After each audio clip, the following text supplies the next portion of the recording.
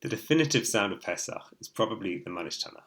But once the Seder is passed, the sound of Pesach, as we hear it in the synagogue, is the nusach, the traditional mode of chanting which we use for Pesach and the other Chag services at Sukkot and Shavuot. It goes a bit like this.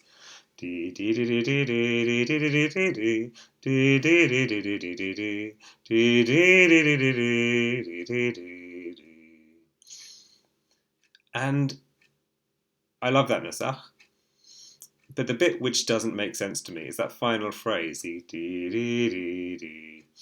a person who came to nusach from classical music, I can't quite tell what's going on there.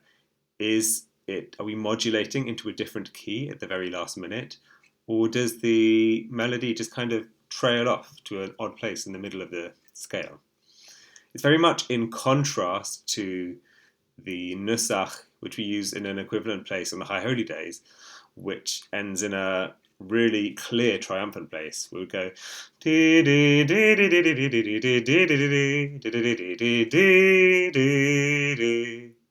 you know exactly what's going on. In contrast, we have.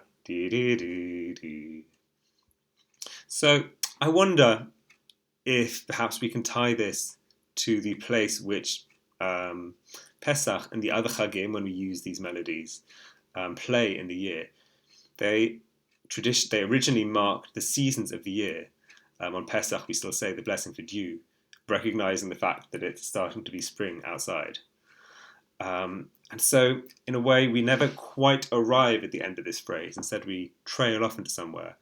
And so, similarly, Pesach and the other Chag services, they're not quite a destination in the way that High Holy Days are. They're a way, something we pass through on our journey through the year.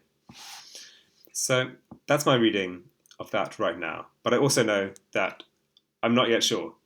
It's a nusach which I'll continue to learn from and to learn about in the years which come. And I'll perhaps have a totally different answer in a few years from now.